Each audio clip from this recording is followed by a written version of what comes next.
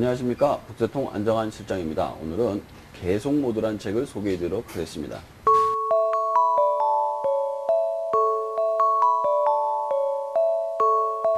계속모드라니까 감이 잘 안 오시죠? 제가 만약에 이 책의 제목을 지었다면 습관을 만드는 기술이다 이렇게 아마 지었을 것입니다.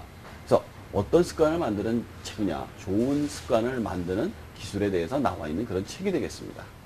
그러면 어떻게 해야지 좋은 습관을 만들 수 있느냐라는 얘기를 하기 전에 우선 좋은 습관을 만들기 위해서 넘어야 될 세 가지 관문에 대해서 말씀을 드리도록 하겠습니다. 가장 첫 번째가 바로 예외인데요. 예외는 무엇이냐? 만약에 아침에 달리기를 할 생각으로 매일 아침 달리기를 할 생각을 했다고 생각해 보세요. 근데 매일 아침 달리기를 한 일주일 했어요. 그리고 장마가 시작이 됐습니다. 그리고 일주일 동안 달리기를 안 했어요. 그리고 나면은 머릿속에서 달리기가 사라져 버리죠. 이처럼 한 번의 예외가 두 번, 세 번이 되고 그리고 한 세네 번 되고 나면 그 다음에 잊혀져 버리기 때문에 예외라는 것을 갖다 넘어선다는 얘기를 하고 있습니다. 두 번째로 나오는 것이 바로 불안인데요. 만약에 어떤 적금을 들었다고 생각을 해보세요. 적금을 들어서 3년 뒤에 2천만 원을 타기 위해서 매달 50만 원씩 계속 벌었어요. 근데 돈이 느는 게 눈으로 보이지를 않아요. 그런데 내 눈앞에는 사고 싶은 물건이 있으면 그것을 돈을 깨서 또 사게 된다는 것이죠. 왜냐하면 그걸 모을 자신이 없기 때문에. 그래서 이 두 번째 불안을 넘어서야지만 또 이제 좋은 습관을 만들 수 있다는 것입니다. 그리고 마지막으로 세 번째 나오는 것이 바로 슬럼프인데요. 이건 운동선수에만 생기는 것이 아니라 일반인에게도 얼마든지 생길 수 있습니다. 만약에 토익 900점을 목표로 해서 공부를 하고 있어요. 근데 계속 공부를 해도 한 750 정도 800점 사이에서 넘어가질 못하는 거예요. 이럴 때 어떻게 극복을 하는지 책 속에서 이야기가 담겨져 있습니다. 우선 이 세 가지 장애물을 넘어서기 전에 필요한 것이 두 가지가 더 있는데요. 그것은 가장 첫 번째로 나오는 것이 바로 동기부여와 목표입니다.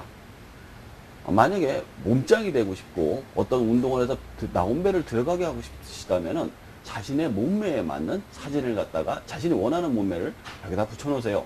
문에다 붙여놓어도 좋고요. 그 몸매를 보면서 운동을 하는 겁니다. 어떤 동기부여가 되지 않는 목표나 습관은 좌절될 수밖에 없습니다. 왜냐하면 잊혀지기 때문이죠. 그리고 두 번째는 목표 설정입니다. 어떻게 목표 설정을 해야 되느냐? 하루에 최소한 할 수 있는 분량만큼을 갖다가 목표로 설정해 놔야 된다는 겁니다. 한 예로 팔굽혀펴기를 하루에 10번밖에 못하는 사람이 한 30번, 40번을 목표로 한다 그러면 한 4달째 되는 날 지쳐서 떨어져 나갈 수밖에 없습니다.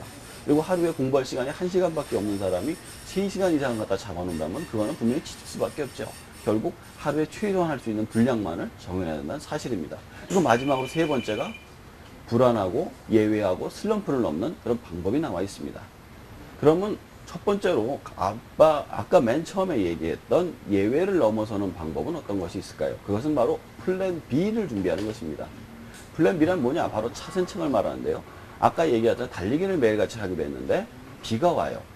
그럼 어떻게 해야 될까요? 그러면 헬스클럽 가서 그 시간만큼을 뛰다 올 생각을 하는 겁니다. 아니면 그럴 돈이 없으시다면 지하주차장에서 그 시간만큼 뛰는 한이 있더라도 대체 운동을 준비해야 된다는 사실인 것이죠. 그렇게 되면은 나중에 그 습관을 갖다 버리지 못하기 때문에 계속 할 수가 있게 되는 겁니다. 그리고 두 번째는 불안의 경우 같은 경우인데요. 불안 같은 경우에는 내가 여태까지 해온 것들이 누적되어 있는 게 눈으로 보이지 않기 때문에 생기는 겁니다.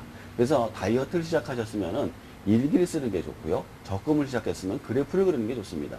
직접 내가 눈으로 그래프가 올라가는 걸 보게 된다면 내 마음의 불안을 덜 수가 있기 때문인 것이죠. 마지막 슬럼프의 경우 혼자서는 해결을 할 수가 없습니다. 이때는 스승이 필요합니다. 아까도 얘기했듯이 토익을 갖다가 맞으려는데 750점에서 800점 왔다 갔다 해서 넘어서지를 못해요. 이때는 내가 분명히 뭔가를 잘못하고 있는 거예요. 문법을 잘못 알고 있거나 아니면 단어가 약하거나 어떤 약점이 있는데 스스로 찾을 수가 없는 겁니다. 이때는 어떤 선생님을 찾아가서 지도를 받는 것이 가장 좋은 방법이 되겠죠. 저는 이 책을 소개하면서 한 가지 지금 준비를 하고 있는 게 있는데요. 자기 전에 30번 팔굽혀펴기하고 윗몸 일으키 30번을 하고 있는 겁니다. 자, 이것을 4주간만 연습을 하게 되면 그 다음엔 자동 모드로 넘어간다는 그런 이야기가 나오는데요. 저도 한번 이런 식으로 운동을 한번 해볼 생각입니다. 여러분도 읽어보시고 어떤 목표를 세워서 해보시기 바랍니다.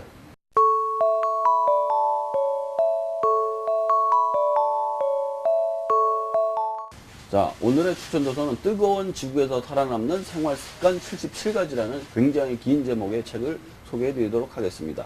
이 책은 지구 온난화로부터 아니면 환경 파괴로부터 지구를 구하는 그런 이야기가 담겨져 있습니다.